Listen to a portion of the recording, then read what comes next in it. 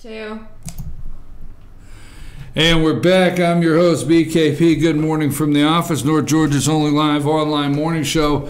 Now we're getting close to the 9 o'clock hour. I just want to remind you, Butch Patrick. Now, who is Butch Patrick? Butch Patrick he played Eddie Munster. He played Eddie Munster in the Munsters, and he will be with the Cars. Put him in both of the Cars. The Dracula, I said Dracula later, or the Dragula. Put both the Cars, Eddie Patrick and both the Cars up. Remember this famous car from the Munsters that Herman had there? Well, both of those cars will be at North Georgia Ford Friday and Saturday, and so will Butch Patrick, who played Eddie Munster. He will be there also Friday and Saturday. I can't wait to go up there. All right, now let's say during the break we were talking, and I don't want to go into great detail, but I did want to share. Amanda is concerned about Stormy Daniels' health, and that's the kind thing that I wanted to share. We're just concerned. You have health concerns? I mean, you're the one that said... It's not just the being hot top heavy. It's just the lifestyle in general. We'll pray for her. Are we praying for her? Oh, my God. I can't believe you said... I don't know what... Who let you on the show? Who gave you a mic? I'm being serious. Well, she's made the prayer list because she may have health problems. Oh, my God. Now, here's an accident waiting to happen. I say that. And they have always been able to. We were talking about it earlier, but put the picture up there of Illinois prison cells there. But if you're waiting in prison, in jail, if you're waiting in jail for trial, okay, you're innocent till proven guilty, but you're waiting for trial, you can, on a paper ballot, I understand, still vote because you've not been convicted. But a new Illinois law allows inmates to vote in person in jail polling sites. Now, here's something that could go wrong. Hidden away in the cinder block cells across the country, disenfranchised voters wait to be given their turn to exercise their constitutional mandated right. Even when the law allows inmates to vote, they are often not given the opportunity to do so. All right? A recent Illinois law allows people who are in jail waiting trial but not yet been convicted to vote in person rather than by mail. Okay? In the past, you would have to, an inmate would have to mail their ballot in, okay? And their claim is they don't get the ballots, they don't get their opportunity, and if they've not been convicted, their right to vote has not been taken away. According to the Chicago Reporter, on March 28th, the first time in nearly a decade, eligible inmates were allowed to vote in person and submit their ballots to electronic officials rather than mail-in, a practice that increases voting rates. Cook County Jail.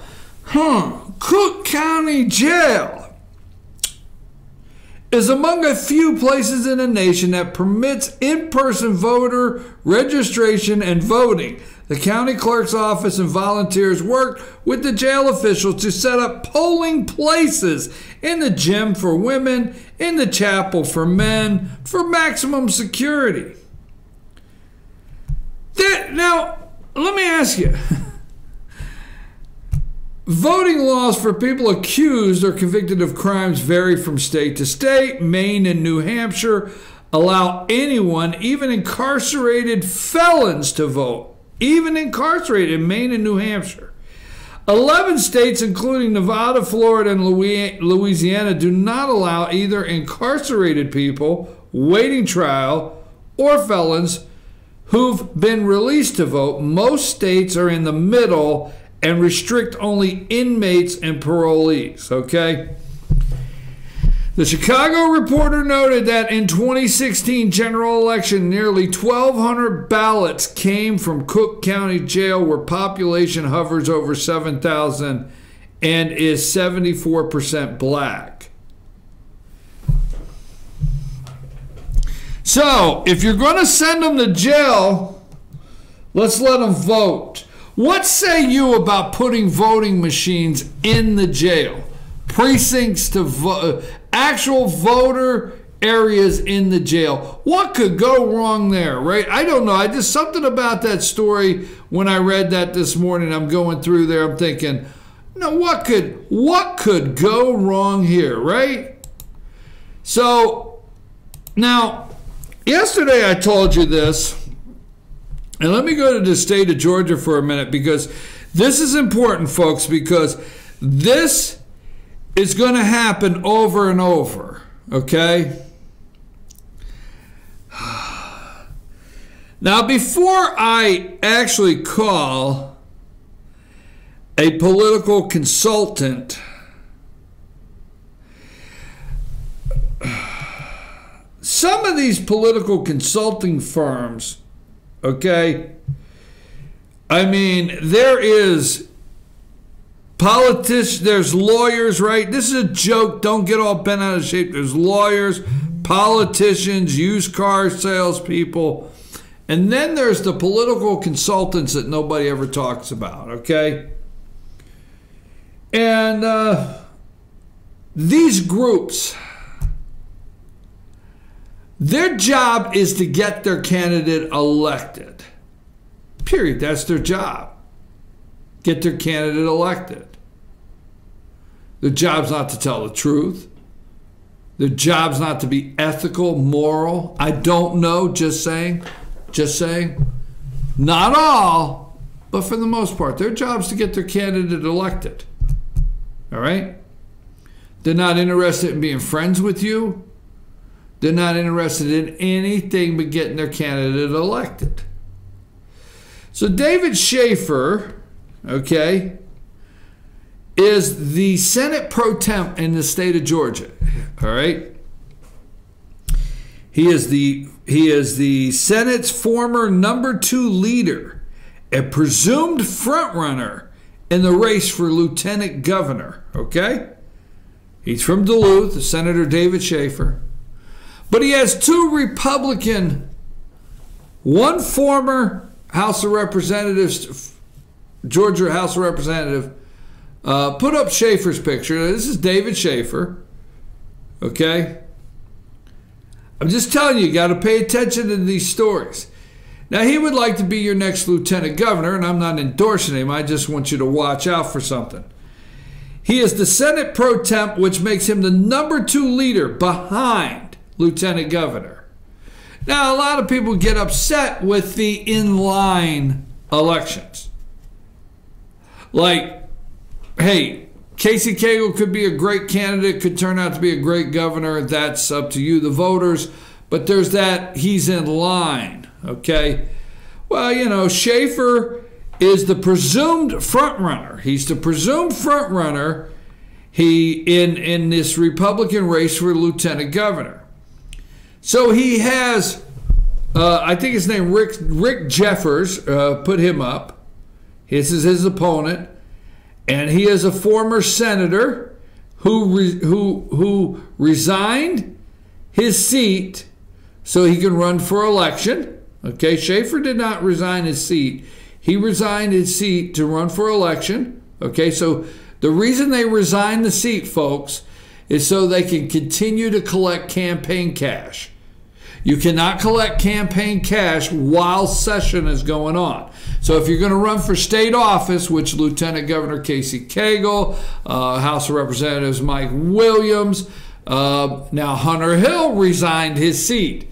The guy running for governor of the state of Georgia, Hunter Hill, Nice guy, good candidate, but he resigned his seat as a state senator, and when they had the special election, the Republicans lost that seat to a Democrat. So that was a risky move that he made that actually cost the Republicans in Atlanta. But Jeffers resigned his seat so he could campaign and collect campaign cash.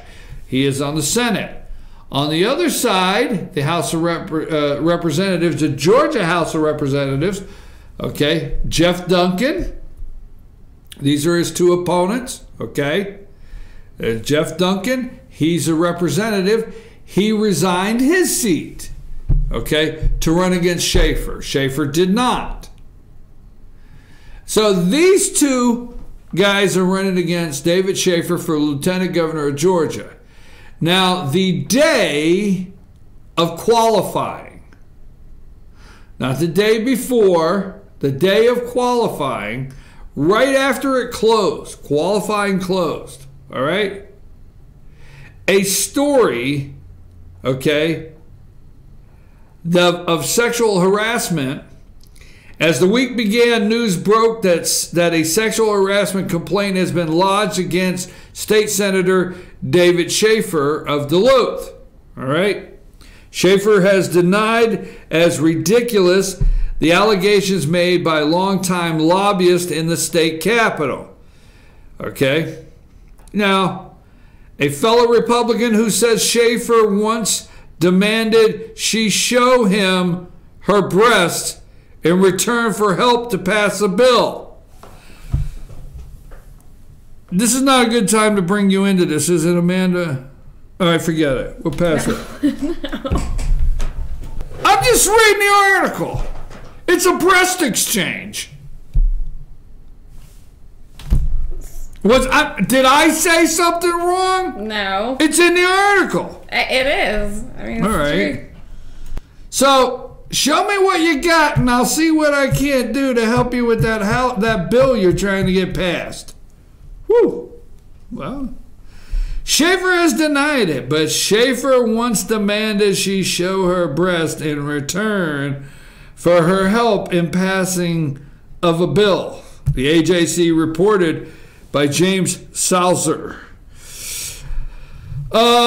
Says the lobbyist had hired a land attorney, Bruce Harvey. So she's got an attorney, and you know she's saying that Schaefer wanted to see her boobies.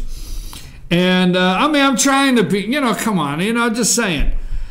But so far as we could tell, Schaefer's GOP rivals for the job of lieutenant governor, former state lawmaker Jeff Duncan of Cumming and Rick Jeffers of McDonough remained silent on the allegations over the weekend. But a handful of Republicans have popped up as character witnesses for Schaefer. Now, first of all, 2 out of 3 of these character witnesses I know very well. Okay? 2 out of 3. I don't know the one in the middle, but I know 2 out of 3, and I know 2 out of 3 will not come out and give a character reference for Schaefer if they're not positive. I know these 2 people, but before I get there, you notice it says the other 2 campaigns remain silent on the accusations. I want to put this out, okay? Several sources, and this is a question mark, okay? I'm not down in the other candidates, okay? Jeff Duncan has been at FYN TV studios here, and I spent an hour with him one day. I'm not calling these candidates out, but multiple sources have told me it's very strongly believed that one of these candidates is the one that released this story. And that one of these candidates has a campaign consultant. I've not been told, quote, now let me get it straight. I've not been told, quote, that the candidate themselves released the story, but possibly one that one of the candidates' consultants timed it to go against Schaefer. And sources tell me there's a lot of holes in this story concerning this consultant. And this consultant is, not somebody that Schaefer just met. So wait for this story to develop. But from Julianne Thompson, a Republican activist with Gwinnett ties, posted, and I know Julianne very well. And I'm telling you, she's not writing this to help anybody. She is not going to come out and just help anybody. She's the original co-founder of the Atlanta Tea Party. There is a national hysteria, a witch hunt. Anyone can accuse anyone of anything, and people are publicly shamed for not automatically believing the accuser. I don't believe this for 1 minute, Julianne said. If you have spent any time in Georgia politics, you know how ridiculous this is. First of all, filed the day after he qualified. Then the accuser hired Georgia's male version of Gloria Allred to handle her. That's right, Bruce Harvey, the attorney Bruce Harvey. Okay. Then the accuser hired the attorney Bruce Harvey, Georgia's male version of Gloria Allred, to handle her on the complaint. Not even a court case. What does that tell you? This reeks of dirty politics against Schaefer. Now, you do understand on David Schaefer's side, he denies it, and he has people coming out, and everybody knows she hired Bruce Harvey, and this is not a legal case. This is going to go through the Senate Ethics Commission or whatever. There has to be hearings now, and there has to be a review. So no matter what David Schaefer does, he has to go through this Senate Ethics review. Okay, we'll get to that. Now here's a second one I know very well. I didn't know the middle one, but 2 out of 3 I know very well. And from Kay Godwin, a co-chairman of the Georgia Conservatives in Action. I have been an activist in the Capitol for 25 years. Anytime I've gone to the Capitol, I always get a chance to say hello to Kay. Kay has been at her office here in Ellijay before. She has been here for political reasons of working for candidates. I had Kay in this office, and every time I go to Atlanta, you can always say hello to Kay. I'm telling you right now, she would not make this statement just to do it. I have been an activist at the Capitol for over 25 years. As a woman, it is easy to notice how men treat women. I know who the players are. I know who has wandering eyes and who flirts. I have never, ever, in capital letters, seen or heard anything inappropriate from Senator Schaefer.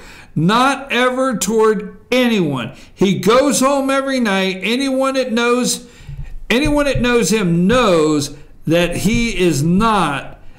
this is not who he is. Anyone that knows him knows that this is not who he is. I'm telling you, these two women would not write this. This campaign needs to get back. I'm not endorsing David Schaefer, okay? I'm very concerned on campaign consultants being this being their Molotov cocktail to throw in and explode at the right time. All right? So I tell you what, I sure hope it comes out how this lobbyist, which is unnamed at this time, the attorney Bruce Harvey, and how this story broke. If it's true, a campaign consultant for one of Schaefer's opponents, just saying, keep your lawyers off my ass. I just saying sources, all right? I hope this gets cleared up, because I think the next lieutenant governor of the state of Georgia the voters need to pick the next for lieutenant governor for the state of Georgia on the merits. Now, if you don't like Schaefer's votes, if you don't like bills that Schaefer has pushed on the Senate floor, if you don't like things Schaefer has done during legislative sessions, fine. That's what you campaign against. I'm just telling you, and you better remember, lieutenant governor is very important. Oh, wait a minute. How many people in how many states know? Amanda, you need to be paying attention. If you're not, listen right now. I'm paying attention. Okay. How many people in whatever state you're in, okay, know who your lieutenant governor is? Right. Until you need a lieutenant governor, you don't know who the lieutenant governor is. I know who mine is. I know you know that. I didn't tell you to answer. I said to pay attention. But most states out there, people don't pay attention to who the lieutenant governor is.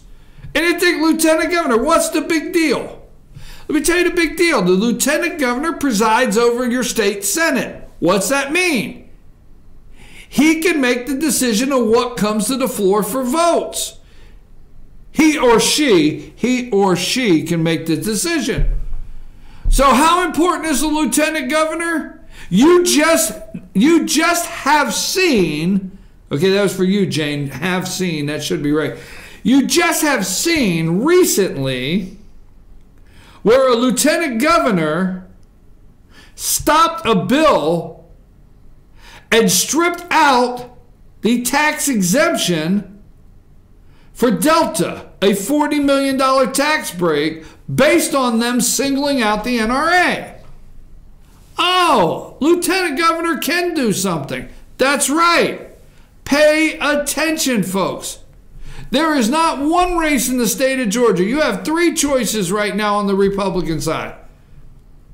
Duncan, Jeffers, or Schaefer. And somehow this little bomb goes off on Schaefer. Let's get back to seeing if we can find a lieutenant governor that in the given time will step up against or for Georgia as they preside over the Georgia State Senate on their merits. Like I said, you can read this. This is by Jim Galloway. Okay? Jim Galloway wrote this with the AJC. And the reason I wanted to read it this morning is I would like for you to read it.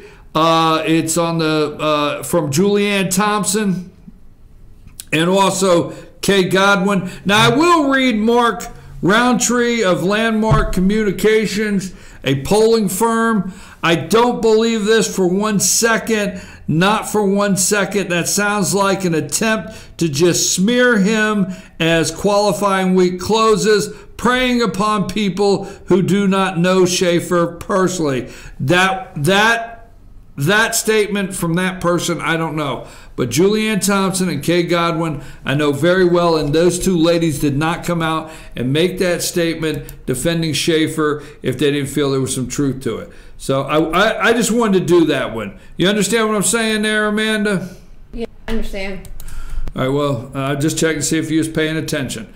Political consultants, man. Woo, they're in it to win it. That's it. And if they can win one, somebody might hire. All right, before I get, I have to be careful. Can you tell me in my ear and not tell the audience what your 930 is so I don't take it accidentally?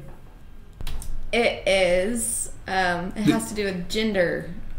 Okay, I thought that. Okay, so the audience didn't hear that? No. Okay. All right, put it back where the audience could hear you. Because, Amanda, I get in trouble because Amanda comes on at 9:30 and we talk about some things, okay? We talk about some things and sometimes I get, she says, well, you know, you just stole my 9:30. So I don't want to do that. Before we go to break, I want to offer you to go to fetchyournews.com. We are going to be at the Blue Ridge City Council tonight live. I'm going to do that live, Blue Ridge City Council. But just want to remind you, as the election season goes through here, we go into we'll call it the election season. There is an election 2018 button, or you can always just search for election 2018 and go to Gilmer County. Now, Gilmer County has 4 candidates running Okay, we have 4 candidates in Gilmer County running for Commissioner Post 2. Before we get to the 9:30, we get Commissioner Post 2, and that is now Charlie Parrish, the chairman of the county, is running unopposed on the Republican ticket, and nobody qualified to run on the Democrat ticket. So looks like commission chair for Gilmer County, Charlie Parrish, will get a second term. Now Post 2 in Gilmer County, we have 4 candidates. We have, and I know all 4 of the candidates fairly well. Danny Hall served a 4-year term. Okay.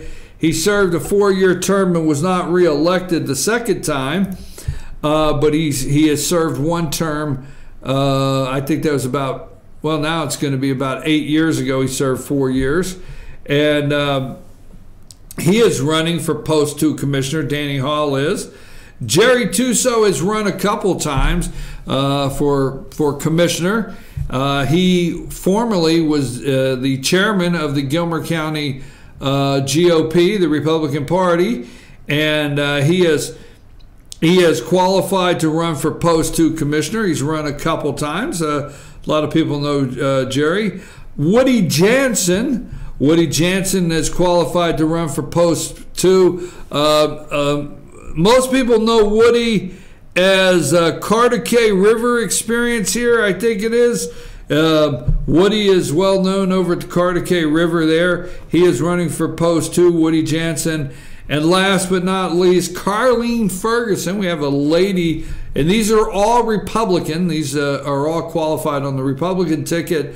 Nobody qualified on the Democrat side. Carleen Ferguson has qualified to run for Post 2 on the Republican Party. She wrote Travis Crouch, current Post 2 commissioner, is not seeking re-election, and I think the other day she wrote on Facebook that Crouch has endorsed her as the candidate, and the Board of Education members have no opponents. Now, Fannin County, I want to do this before we go to our break, Amanda. Get ready for your 9:30. Now, Fannin County elections, they have a Post 2 commission that is going to heat up a little bit there also. And in Post 2, the Democrats have qualified, have Dixie Carter. Dixie Carter is a Democrat for Fannin County Post 2 commissioner. And we're going to call all these people, get them in here, and do some short segments so you can meet them. We're going to start today trying to set that up. But Dixie Carter is running on the Democrat ticket for Fannin County Post 2. Larry Joe Sosby is seeking a 3rd term for Post 2 and Fannin County Commissioner. Larry Joe is seeking a 3rd term. Glenn Patterson of Fannin County. Glenn Patterson is seeking the Post 2 commission spot. And the last Republican gentleman by the name of William Tripp Ritchie. William Tripp Ritchie is running for Post 2 also. So we have 3 candidates. 3 candidates for Post 2 in Fannin County on the Republican ticket. 2 of them opposing the incumbent Larry Joe Sosby, and then Dixie Carter on the Democrat side. So that one will run all the way. Now we have some. We have one Democrat running for the board of. It's currently held by Bearden. Currently held by Bobby Bearden. DiPaolo is a Democrat challenger. Jeff DiPaolo for Fannin County School Board. He's running on the Democrat ticket. He will be running against incumbent Bobby Bearden in the fall. And Bobby Bearden, well, let me get that correct. Bobby Bearden has a challenger, Marvin Allen, so my apology, in the May primary. So my apology. Bobby Bearden, current Board of Education member, has a primary challenger, Marvin Allen, and the winner in that primary would run against Jeff DiPaolo in the fall on the Democrat ticket. Another Democrat has Susan DeMora, Democrat of Fannin County. She will be running on the Democrat ticket to oppose the winner of Steve Stanley's current seat. The chairman of the Board of Education, Steve Stanley, and Fannin County incumbent will be facing Mike Sullivan, Fannin County Board of Education on the Republican side. Mike Sullivan, Michael Cole, and Ron Bolin. So that's going to be on that side 4 different candidates, and we'll get all those candidates in here. Steve Stanley is the incumbent and the current chair, and he's opposed by Mike Sullivan and Mike Cole and Ron Bolin on the Board of Education side there. And whoever the winner of that primary is does have a challenger, Susan DeMora, for Board of Education all the way to the fall. So there's 2 seats there that will go all the way to the fall. As you probably already know, David Ralston, House Speaker, Georgia House Speaker David Ralston, representative of the 7th District, has signed up to run again for re-election, and he is being opposed by Margaret Williamson on the Republican primary side, being opposed.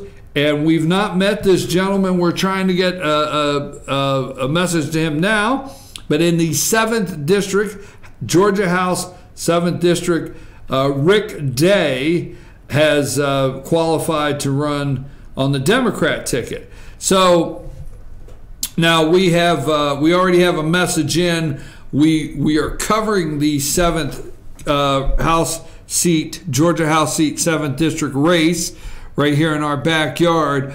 But until session is over, we've not started the interview process. We will get Speaker Ralston in here and also get Margaret Williamson. Speaker Ralston, just so you understand, will do an end of session interview. It will not be as strong on the campaign, and I want to get that up front now for anybody that's going to get upset. But at FetcherNews.com, because you are the 7th District, every year we do a post-session interview with the Speaker of the House to discuss legislation that has been passed or waiting on the governor's desk to be signed or what did not make it through. So we have that scheduled, and as soon as session's over, we will get Ms. Williamson in here and get some interviews started there. Now, we have scheduled next week. What day did I tell you for Clay Tippins? Wednesday at 8:30. Okay, we've had Brian Kemp in the office. We'll try to get him back on the phone lines, the candidate for governor. We will get Casey Cagle back on the line, the lieutenant governor. They are busy with session. We have had Hunter Hill on the show. We'll get him back on the show. But we have Clay Tippins, candidate for governor, will be in studio next Wednesday at 8:30, candidate for governor. So it's nonstop, 7 days a week until we get to election day. And that's just the way it is. Spring ahead or not, whether you're ready or not, right, Amanda? We're gonna take a brief break, and when we come back, we're gonna see what Amanda has that she wants to talk about. Take us a break.